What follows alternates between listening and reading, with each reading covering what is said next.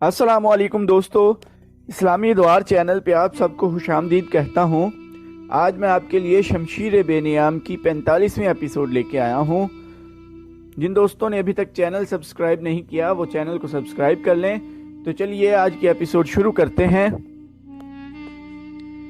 اسامہ نے عمر رضی اللہ عنہ کو لشکر سے نکال کر واپس جانے کی اجازت دے دی۔ ابو بکر رضی اللہ عنہ بہت بوڑھے تھے، ایک جگہ رک گئے۔ اسامہ رضی اللہ عنہ نے لشکر کو روک لیا۔ ابو بکر رضی اللہ عنہ نے ذرا بلند جگہ کھڑے ہو کر لشکر سے خطاب کیا: اسلام کے مجاہدوں، میں تمہیں 10 نصیحتیں کرتا ہوں، انہیں یاد رکھنا۔ خیانت نہ کرنا، بدعہدی نہ کرنا، چوری نہ کرنا، دشمن کی لاشوں کے اعضاء نہ کاٹنا، بچوں اور عورتوں کو قتل نہ کرنا، کھجوروں اور پھلوں کے درخت نہ کاٹنا، کھانے کی غرض کے سوا کسی جانور کو ذبح نہ کرنا۔ تمہیں دوسرے مذاہب کی عبادت گاہیں نظر آئیں گی جن میں تارک الدنیا لوگ بیٹھے ہوں گے، انہیں پریشان نہ کرنا۔ کسی بستی کے لوگ برتنوں میں تمہارے لیے کھانا لائیں گے، یہ کھانا اللہ کا نام لے کر کھانا۔ تمہیں ایسے لوگ بھی ملیں گے جنہوں نے اپنے سروں میں شیطان کے گھونسلے بنا رکھے ہیں، ان کے سروں کے درمیان کا حصہ مدھا ہوا ہوگا اور باقی بال بہت لمبے لمبے ہوں گے، انہیں قتل کر دینا۔ اپنی حفاظت اللہ کے نام سے کرنا۔ خدا حافظ مجاہدو، اللہ تمہیں شکست اور وبا سے محفوظ رکھے۔ لشکر کی مدینہ سے روانگی کی تاریخ 24 جون 632 عیسوی تھی۔ یہ کہانی چونکہ شمشیر بے نیام کی ہے، اس لیے ہم وہ واقعات بیان کریں گے جن کا تعلق خالد رضی اللہ عنہ بن ولید سے ہے۔ رسول اللہ صلی اللہ علیہ وآلہ وسلم نے خالد رضی اللہ عنہ کو اللہ کی تلوار کہا تھا۔ اسامہ رضی اللہ عنہ کے لشکر کے متعلق اتنا ہی کہہ دینا کافی ہے کہ انہوں نے صرف 40 دنوں میں رومیوں کے خلاف وہ کامیابی حاصل کر لی جو رسول اکرم صلی اللہ علیہ وآلہ وسلم حاصل کرنا چاہتے تھے۔ اسامہ رضی اللہ عنہ سپہ سالاری کے ہر پہلو پر پورے اترے، اور جب وہ فتح یاب ہو کر مدینہ آئے تو ان سب نے انہیں گلے لگایا جنہوں نے ان کی سپہ سالاری پر اعتراض کیے تھے۔ دوسری بڑی جنگ مرتدین کے خلاف تھی۔ ابو بکر رضی اللہ عنہ نے اپنی فوج کو کئی حصوں میں تقسیم کر کے ہر حصے کے سالار مقرر کیے اور ان کے لیے محاذ مقرر کر دیے، یعنی ہر سالار کو ایک ایک علاقہ بتا دیا گیا جہاں انہیں حملہ کرنا تھا۔ اس تقسیم میں ابو بکر رضی اللہ عنہ نے خاص طور پر خیال رکھا تھا کہ ہر دشمن کی طاقت اور لڑنے والی نفری دیکھ کر اس کے مطابق سالار مقرر کیے جائیں۔ سب سے زیادہ طاقتور اور مکار 2 مرتد تھے، ایک طلحہ اور دوسرا مسلمہ۔ ان دونوں نے نبوت کا دعویٰ کر کے ہزارہ پیروکار پیدا کر لیے تھے۔ خالد رضی اللہ عنہ بن ولید کو ابو بکر رضی اللہ عنہ نے حکم دیا کہ وہ طلحہ کی بستیوں پر حملہ کریں اور اس سے فارغ ہو کر بطاح کا رخ کریں جہاں بنی تمیم کے سردار مالک بن نویرہ نے بغاوت کر دی تھی۔ تمام سالار اپنے اپنے محاذوں اور مہموں کو روانہ ہو گئے۔ خالد رضی اللہ عنہ اپنی مہم کے علاقے میں حسب عادت اتنی تیزی سے پہنچے کہ دشمن کو خبر تک نہ ہوئی۔ انہوں نے کچھ بستیوں کو گھیرے میں لیا تو خالد رضی اللہ عنہ کے پاس کچھ آدمی آئے اور انہیں بتایا کہ بعض قبیلے طلحہ کے فریب کار کا شکار ہیں، ان کی خون ریزی مناسب نہیں ہوگی۔ اگر خالد رضی اللہ عنہ ذرا انتظار کریں تو قبیلہ تئی کے کم و بیش 500 آدمی خالد رضی اللہ عنہ کے دستے میں شامل ہو جائیں گے۔ خالد رضی اللہ عنہ نے انتظار کیا اور یہ آدمی قبیلہ تئی کے 500 آدمی لے آئے جو طلحہ کے قبیلے اور اس کے زیر اثر قبیلوں کے خلاف لڑنے پر آمادہ تھے۔ وہ مسلح ہو کر آئے تھے۔ اسی طرح قبیلہ جدیلہ بھی خالد رضی اللہ عنہ کے ساتھ مل گیا۔ طلحہ کو پتہ چلا تو بہت گھبرایا، لیکن ایک شخص اینیا اس کے پاس تھا، وہ بنی فرزہ کا سردار تھا۔ اس کے دل میں مدینہ والوں کے خلاف اتنا اناد بھرا ہوا تھا کہ اس نے اعلان کر دیا تھا کہ وہ مدینہ والوں کی حکومت کو کسی قیمت پر تسلیم نہیں کر سکتا۔ غزوہ احزاب میں جن 3 لشکروں نے مدینہ پر حملہ کرنے کا منصوبہ بنایا تھا، ان میں سے ایک لشکر کا سالار یہی شخص عینیہ بن حسن تھا۔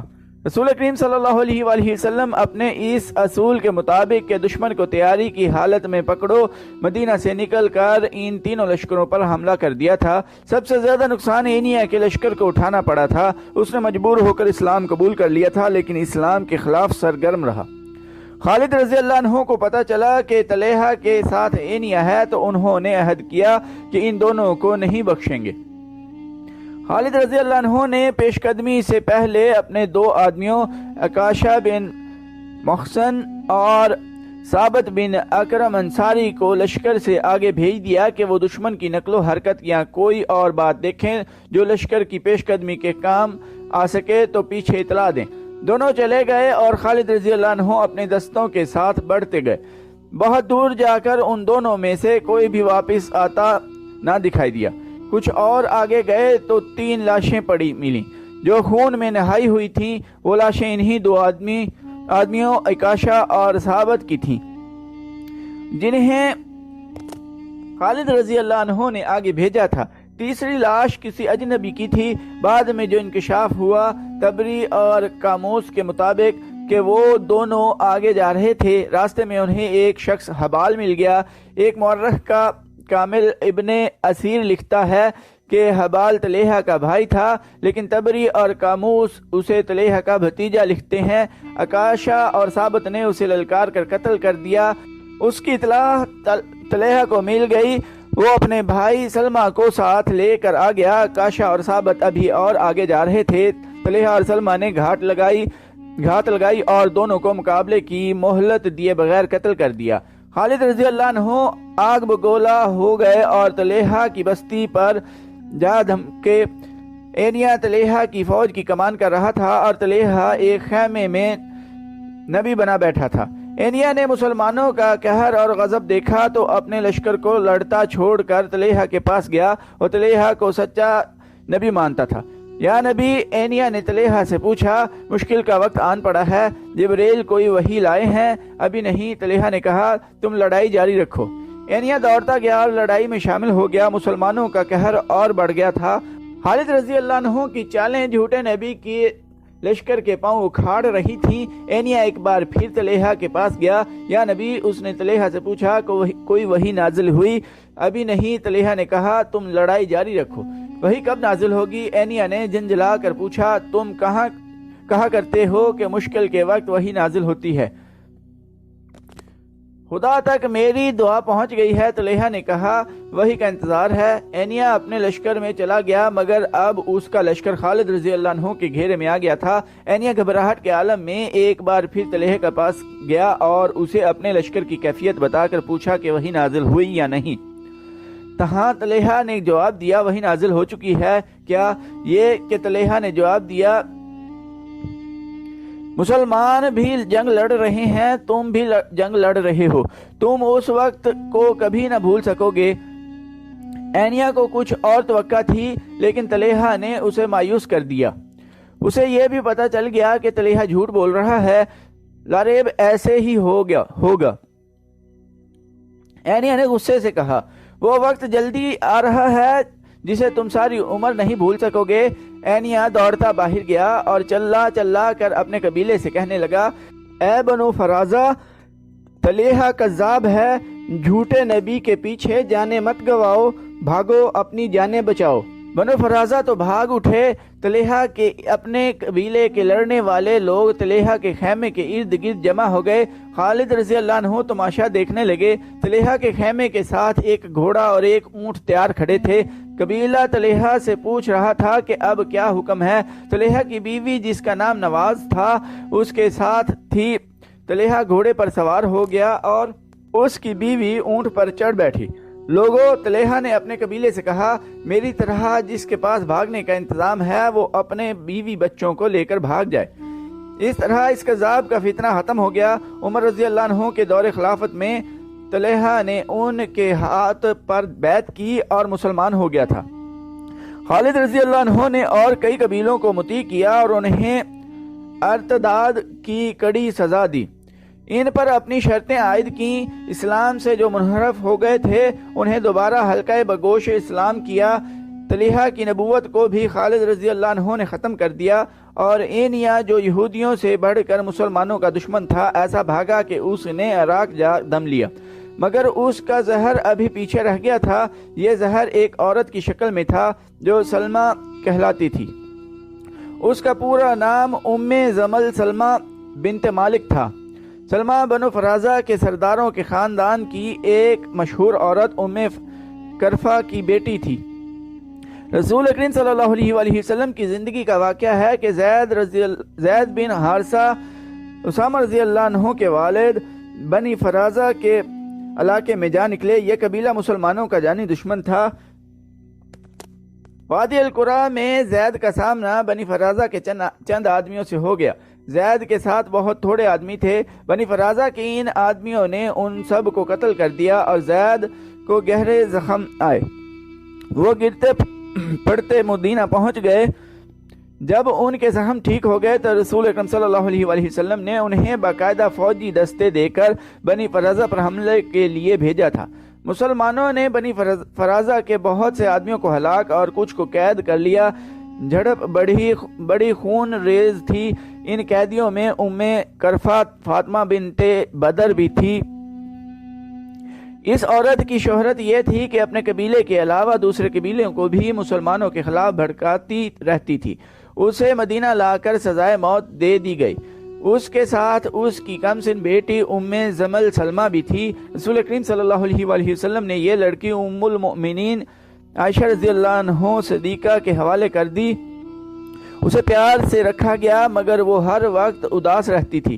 عائشہ رضی اللہ عنہ صدیقہ نے اس پر رحم کرتے ہوئے اسے آزاد کر دیا، بجائے اس کے کہ سلمہ مسلمانوں کی شکر گزار ہوتی کہ اسے لونڈی نہ رہنے دیا گیا اور آزاد کر کے اسے اس کی اونچی حیثیت میں واپس بھیج دیا گیا ہے۔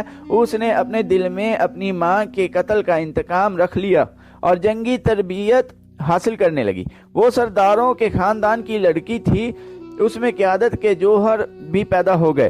اس نے مسلمانوں کے خلاف ایک لشکر تیار کر لیا اور مدینہ حملے کے لیے پر تولنے لگی، مگر مسلمان ایک جنگی قوت بن چکے تھے، اس لیے سلمہ مدینہ کے قریب آنے کی جرت نہ کر سکی۔ اب طلحہ اور اینیا کو شکست ہوئی تو سلمہ میدان میں آ گئی۔ اس کی ماں اینیا کی چچا زاد بہن تھی۔ جن قبیلوں نے خالد رضی اللہ عنہ سے ٹکر لی تھی انہیں یہ لڑائی بڑی مہنگی پڑی تھی۔ جو بچ گئے تھے وہ ادھر ادھر بھاگ گئے تھے۔